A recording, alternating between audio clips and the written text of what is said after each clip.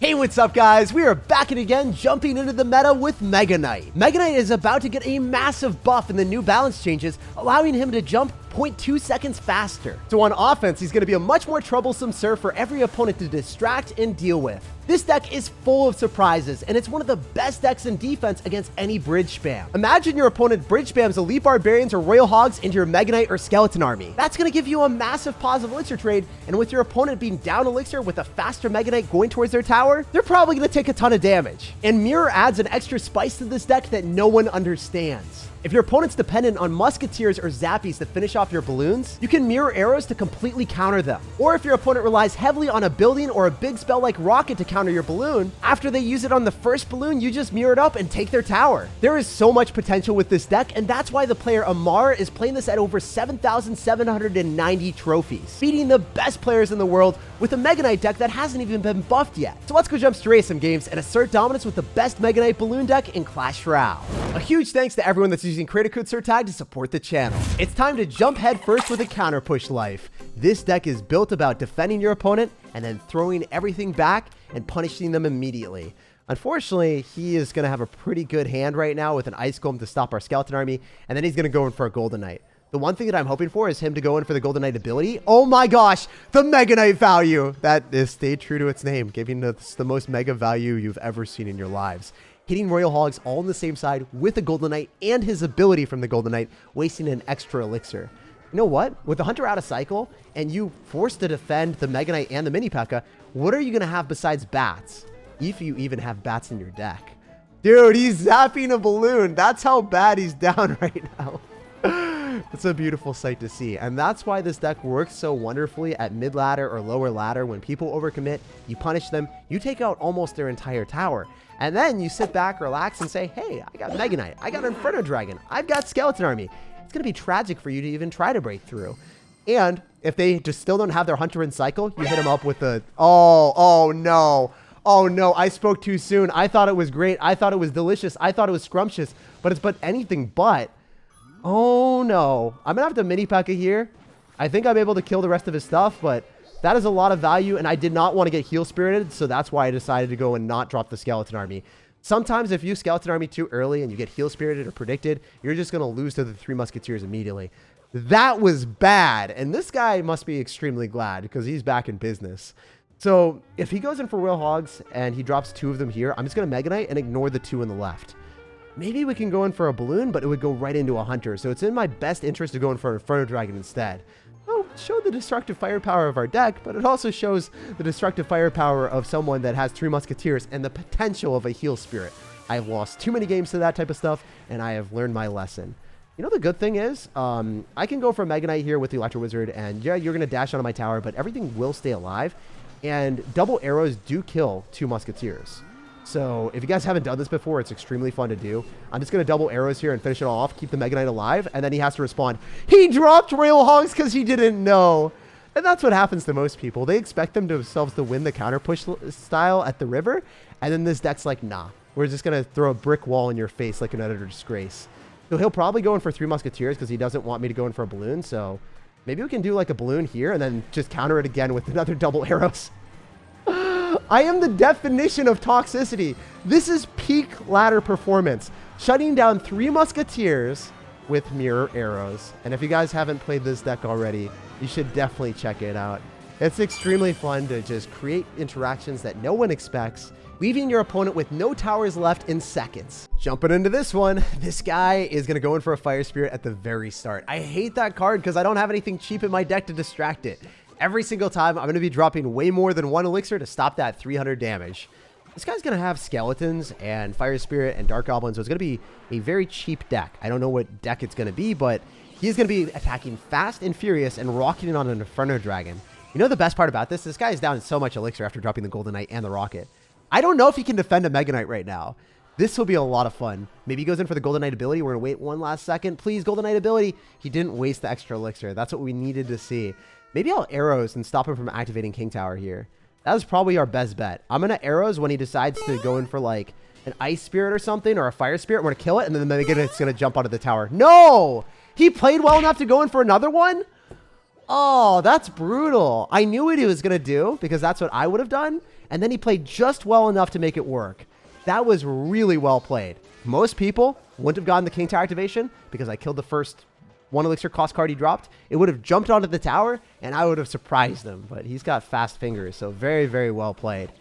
Credit where credit is due, my dude, and your Dark Goblin is popping off as well. Okay, so I'm going to E-Wiz last second so the Dark Goblin doesn't get a hit. And this is looking bad for me, guys. We're playing against someone Rocket, has King Tower activation, playing extremely well with a cannon and a Dark Goblin. If I win this one, I would be impressed with myself. So that's just telling you guys how difficult it's going to be. If I Mega Knight in the back, it's probably going to get rocketed, but I'm still going to have to try my hardest. So that's what we're going to do. Mega Knight in the back, and maybe we can make something happen here, building up a big push. If I go opposite lane, I just lose because I need to get the damage lead that I already have with the 700 damage on the left-hand side. Oh, man. I'm going to Inferno Dragon here. He's going to Goblin Barrel. I can shut it down with arrows, which is obviously pretty important for me to do because then I can mirror arrow on the Dark Goblin and also on the cannon. He probably isn't ready for that. Let's go, baby. Mega Knight's still alive. The cannon's going to decay. And I hope he's in dismay with the Mega Knight jumping on the tower, please. Okay, at least the Skeleton Army fully shuts down that. And then the Inferno Dragon melts the Golden Knight somehow. Wait, these interactions have been popping off for me. That was quite possibly the best sequence of events that I could have possibly even conceived in my brain. That's crazy. The no counter push of the Golden Knight, making sure that the didn't dash onto my tower is beautiful. I can go for a balloon here, and I'm not going to be able to cycle multiple of them, but we'll have to wait and see. I'm going to arrows, and then he's going to go in for another Dark Goblin, right? He has to. He's just going to rocket it.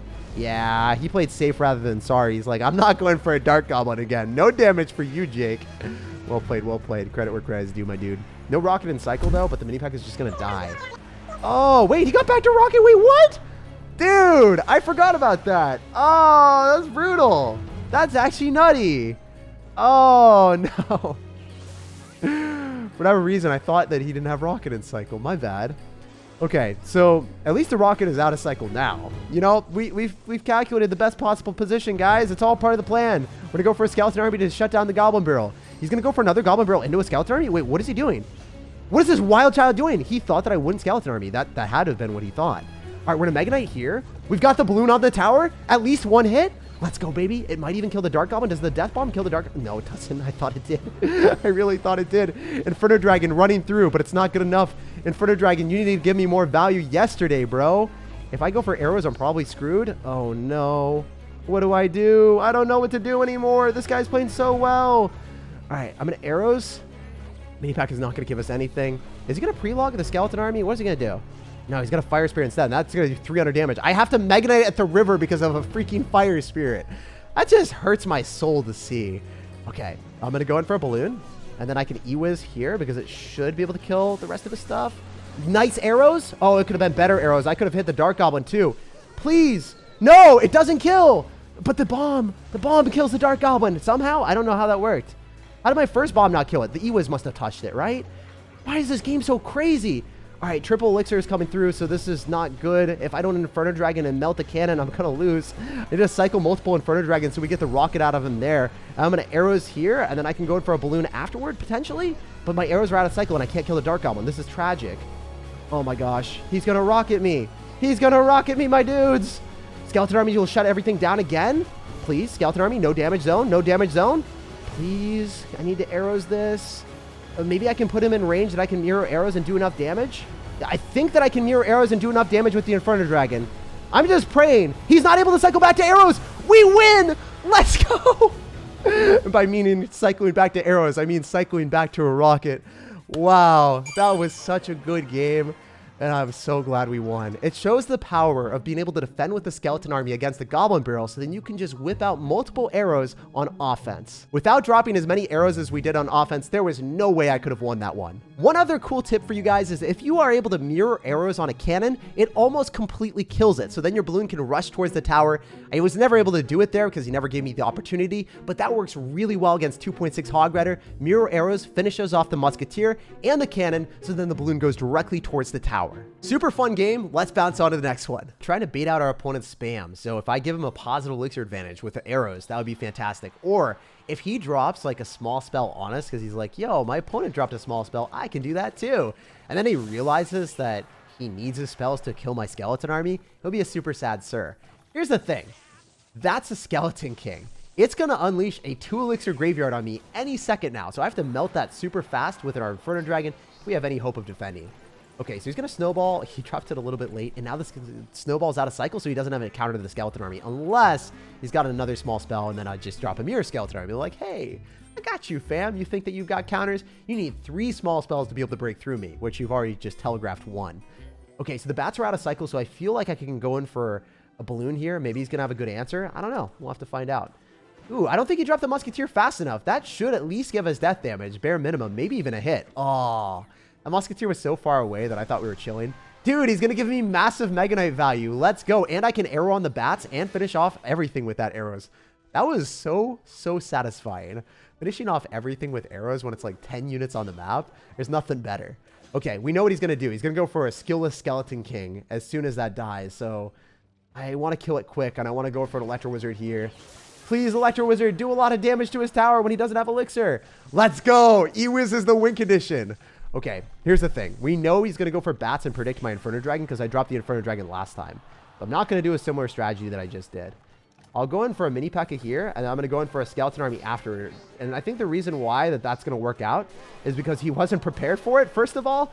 And secondly, the Skeleton King wasn't the thing that was getting targeted primarily. We were able to assassinate the Musketeer behind enemy lines. And then we were able to actually kill his mini P.E.K.K.A too. So that was great. I like that. And the skeletons, when they're leveled up and they're mirrored up, they don't die to your opponent's skeleton. So if it ever gets dicey, it's going to get real nice as well as soon as you're able to make that happen. He's going to go for a Skeleton King any second. Oh, did he miss the timing? Wait, the bats are out of cycle. I'm confused at what this guy is doing. He doesn't have bats and he doesn't have Musketeer. So he's just going to go Hail Mary and defend nothing? That's what's happening right now. He's going to all-in me. He's just letting that balloon go. He's like, yo, let it be. Let it go. I don't care. Okay, so we're going to Mega Knight. I'm going to let the Skeleton King walk or get closer to my tower because it doesn't necessarily matter that much. He did snowball too. Oh, he's got graveyard. Okay, so he's got multiple 2 elixir graveyards. Well, one of them's not 2 elixir. You guys already know the deal. I'm going to Mega Knight here because it's going to be a bit more sturdy in case he's going to go in for another like small spell to eviscerate my skeletons that were distracting. I needed the big beefy boy to soak up all of the damage from the mini P.E.K.K.A, and he had no hope of breaking through. Super easy win, and as you guys can see, Mirror Arrows does kill a Musketeer. Or actually, I guess you weren't able to see it. But if it ever got dicey and I needed to break through in triple elixir, I could Mirror Arrows to kill his bats and finish off a Musketeer, an interaction that most people don't know. Hey, so jumping into this one against William, we're going to see what's happening. You guys already know the deal. If we go in for a mini P.E.K.K.A in the back or at the river, it doesn't necessarily matter. Most decks, I would never do this because I'm like, oh, King Tower activation, Tornado. But if they Tornado on top of my mini P.E.K.K.A, yeah, I've got a balloon coming at them and they're going to need that spell every single time on defense. So I'm going to E-Wiz. Mini P.E.K.K.As are going to trade relatively evenly unless he zaps or drops his own Electro Wizard. I don't know. We'll see what this guy's going to be lurking in the shadows with. Mini P.E.K.K.A and Mega Minion. Is this a Golem deck? It looks like a Golem deck to me. I don't think that it could be Graveyard when you have Barb Barrel and Mega Minion plus a Mini P.E.K.K.A. The Mini P.E.K.K.A is kind of just a huge damage dealer. Oh, Electro Giant. Well, the good thing is the Mega Minion's out of cycle. So even though the Inferno Dragon is definitely going to die to the E-Giant, I might be able to make something happen here. We know he's going to try to Tornado this balloon when it gets close. So I want to go for a secondary one. This is where it gets scary for our opponent because I can Mini P.E.K.K.A on top of the Electro and then hopefully get the balloon to just shred his dreams. It's obvious that Shrek is going to do a lot of damage, but every single time you have to at least hit 1 balloon hit. Every single time. You can't stop the balloon without taking any tower damage. He messes up the Tornado and we mess up his tower.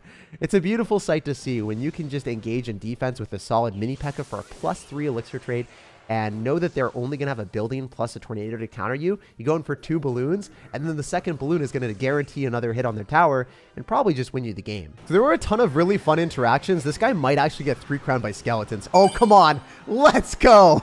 I had to do that dirty E-Giant player dirty. Wins like that are unbelievably satisfying. All right, so we got a game against Chris. You guys already know what's up. We want to be spamming our skeleton army at the start, give our opponent the facade of an elixir advantage, and then they go and spam into a Mega Knight. Obviously, if he's going to go for a log, he's going to be up 1 elixir, so he has to make the first play. Come on, dude. Drop something. You're just going to leak elixir? Really? Is that how you're going to play today? All arrows your tower, and now you're going to be up elixir, and then you're going to go in for a giant skeleton in the back. So when he's up 3, he makes his move. But when it's up 1, he's just like, I'll just leak it out. I'm not going to do anything but chill, relax, and wait. So if we're playing against giant skeleton, usually we're going to be playing against someone that either has Goblin Drill, Balloon, or some type of clunky bridge spam with like Royal Giant. So it's going to be Royal Giant whenever we see Fisherman. I'm going to go for an Electro Wizard here since we should be able to win the battle at the river against the Fisher Boy. And I don't know if we kill the Giant Skeleton. The thing about Giant Skeleton is it's got some of the highest health in Clash Royale, and it really needs a nerf, at least in my opinion. Okay, so we're going to go for an Electro Wizard further away, so then after our first Electro Wizard dies, we're not going to take too much damage. Dude, please just keep resetting. Oh, if we had 2 Ewises down, that Royal Giant would have given him 0 damage, but fortunately for him, the Death Bomb from the Giant Skeleton pops off. Wait, the Ewiz, it's level 16. It's not dying. That is hilarious. Dude, that's like a Hog Rider hit right there. That's 500 damage from an Ewiz. It's a beautiful sight to see. And the Hunter's out of cycle. He did just cycle his Hunter. Okay, so I'm going to go in for Inferno Dragon. Maybe we can go in for a Balloon. If his card cycle is messed up, we can make him messed up a little bit more. If we Balloon here, he might not have Elixir to protect from the Inferno Dragon, so then the Giant Skeleton gets melted. That's at least what I'm aiming for right now. Giant Skeleton gets melted, we can go head over heels with a Mega Knight, and then jump onto the Hunter, and then get away from the bomb and just leave it like class is over. No bomb for you, baby! That was perfectly played for us. Let's go. The Mega Knight's not going to jump onto the tower, but we force out a Lightning as well. So that's another 6 Elixir invested from our opponent. That gives him 0 counter push. He much rather dropped like a Mega Knight counter of like either a Fisherman or maybe even like a Giant Skeleton, because that would have been something that I had to respond to. But 6 Elixir just got buried in the sand arena. Let's go, baby. The Giant Skeleton's going to be dropped again. I think that it's going to be in my best interest to go other side and try to spam him pretty aggressively whenever I get the opportunity. He's going to Fisher Boy again. I don't know if I like that on his end. I'm going to just go for an Arrows, try to do some more damage to the Giant Skeleton and cycle.